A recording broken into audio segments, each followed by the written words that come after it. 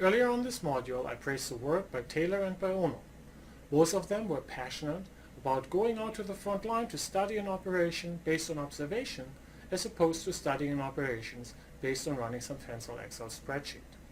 We quoted Ono having said that moving is not working.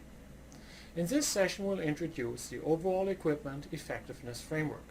I know this sounds technical at first, but I can promise you that it is probably one of the most powerful frameworks for studying productivity improvements. The overall equipment effectiveness framework, or OEE framework for short, counts all the time that you have available on a resource. That might be a human person, it might be a machine, and it starts with this time and then identifies all these things at the resource that are waste.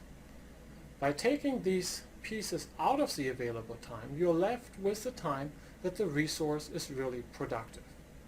This is the overall equipment effectiveness. It's a fraction of time that the resource is adding value. This is an important ingredient when you're then predicting the upside of any operational productivity improvements. Consider a piece of equipment in a production process. The equipment can be expensive, especially in production settings such as semiconductors or highly automated assembly. We want to find out how much of the time the equipment is actually used productively. Say we study the equipment for 100 hours. The first thing that we observe is that from these 100 hours, the machine is not running all the time. The machine is what we call in downtime. Downtime can be driven by things such as machine breakdowns or changeovers. Changeovers we will discuss in the module on product variety. Those are times when the machine is moved from producing one type of product to another. This really then leaves us only with 55 hours that the machine is running. But even those 55 hours are reduced further. Idle time because of line balancing issues and reduced speed because of poor operator training drives this down in our example to 45 hours. But it gets even worse. From those 45 hours of net operating time, we're producing defects and we have to ramp up production, producing scrap potentially during startup.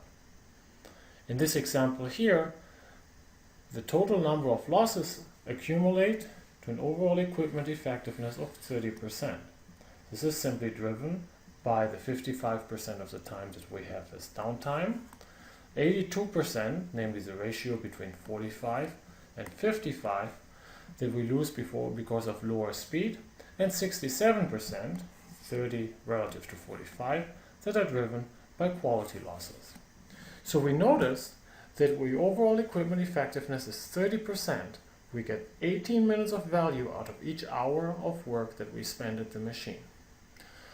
Oftentimes that you will notice is that even with an OEE of 30%, the people actually operating the equipment might require that you invest in more equipment. After all, the equipment and the workers around it seem to be busy most of the time, but as Ono put it, moving is not working. The OEE helps us to realize that in this case we have almost a 3x productivity improvement potential without investing anything further in additional equipment. Let's apply the OEE framework to the case of an aircraft. We can think of the equipment as an aircraft seat. The seat is only adding value if it is in the air and it has a paying customer sitting in it.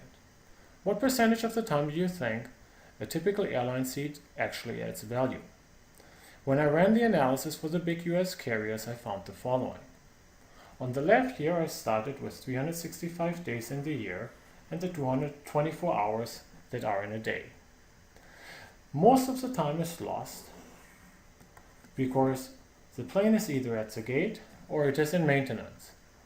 This is not too surprising. Most of this effect is driven by the fact that nobody wants to fly from Philadelphia to Chicago at 2 in the morning, and it's just not profitable for the airlines to fly at crazy hours. The other chunk here is maintenance that is required for the planes. This leaves us with an amount of time that is typically referred to as a block time. This is the time that the plane is actually moving. But moving includes taxi and landing. Not, at least from the customer's perspective, necessarily value add. After subtracting this other 10% of the time typically that an aircraft is in taxi and landing, we get the time that the seat is in the air. But not every minute that the seat is in the air is adding value because seats often fly empty.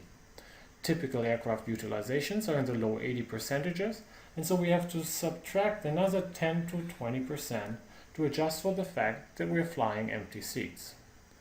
If you combine all of these effects together and you compute the OEE of the aircraft seat, you typically get a number that is around 30%. You might think that that number is low, but I can assure you it's dramatically higher than where it was some 10 years ago. The OEE framework applies to equipment as well as it does to people.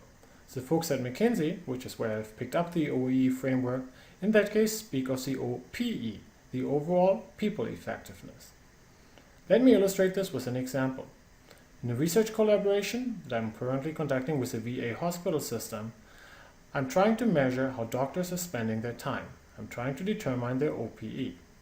Let's start with the total time that we have the doctor on payroll. Well, doctors are sometimes on vacation and sometimes sick themselves, which gives us the total time the doctor is in the practice. Now, not every minute of that time is booked for appointments. Even though doctors in primary care in particular tend to be very busy, they still have some empty appointment slots that leads to idle time for the doctors. This gets us to the total time that the doctor is booked for appointments. Some of the patients, however, have an appointment and then don't show up. No-shows or cancellations thus further reduce the OPE of the doctor. After adjusting for cancellation, we get the total time that the doctor spends with the patients. This is where things get dicey from a data perspective. Most health systems that I know have relatively little data about what actually happens during the doctor-patient encounter. In the case of the VA system, we used video cameras to document minute by minute what goes on when the doctor speaks to the patient. It's interesting to see that a good number of the patients that are spending time with the doctors really don't have to be seen by a medical doctor and could be seen easily by a nurse or another physician extender. Moreover, if you go minute by minute through the processing time, typically that's a 20-minute encounter, you find that the doctor spends many things doing that are not really requiring the knowledge of a medical doctor. Rewriting scripts for refills for medications, patient counseling, and social work. This gets you the real true value add time for the doctor. Okay, now it's your turn to compute an OEE.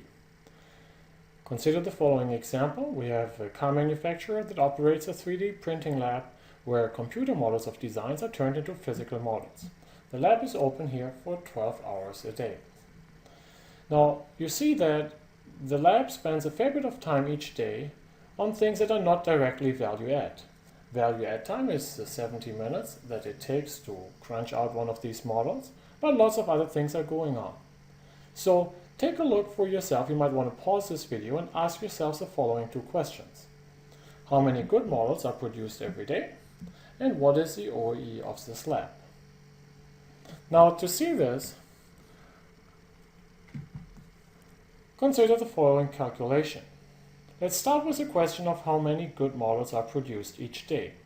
We know that we have 720 minutes available per day. Of that, 30 minutes per day are subtracted because of the startup effects. That leaves us with 690 minutes a day. If we ask ourselves how long it takes to produce one model, we have to go through 70 minutes of production plus 30 minutes of setup. So if you take 690 minutes divided by 100 minutes per day, and remember here that you can only start a new job if you're going to finish it during the time before 6 p.m., you see that you're going to get each day, you're going to get 6 models per day. Finally, of those 6 models, 1/3, i.e. 2, 1/3 need to be scrapped, and thus it leaves you with 4 good models per day. Now you do the calculation backwards. From these 4 models per day, Basically, that warrants 280 minutes of productive times per day. You multiply this with the 6 days a week that the lab is opening, because there's 1 day of maintenance, that gives you a total productive time per week of 1,680 minutes. This is 1,680 minutes per week of value add time. However, on the other hand, you can clearly simply see that 12 hours a day, 60 minutes an hour, and 7 days a week corresponds to 5,040 available minutes per week. So if you want to draw a little chart here, so this 5,000 is the available time, and this time is the real value add time. The OEE is simply the ratio of this number to this number, which is 33%. If you want to be more fancy in the graphics, you can now take out for each of these losses, be it the scrap, the startup effects, the setup times, or the maintenance, you can quantify their magnitude as you go from the left to the right.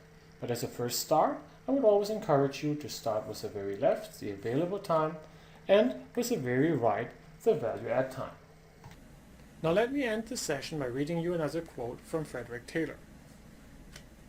Employers derive their knowledge of how much of a given class of work can be done in a day through either their own experience, which has frequently grown hazy with age, from casual and unsystemic observation of their man, or at best from records.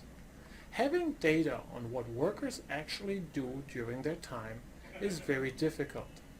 Moreover, this is even worse when we're dealing with knowledge workers. If you think about observing doctors, observing insurance agents, or underwriters in a bank, this is really hard and doesn't fit the culture that most organizations have. The OEE framework has been powerful because it lets you document what you have learned during these observations and identify the fraction of the work time that was truly value add. The OEE analysis will also tee up a productivity improvement study where you can ask yourself how much of a profit lift, as we have seen in our discussion of the KPI trees, can I get by reducing these various forms of waste.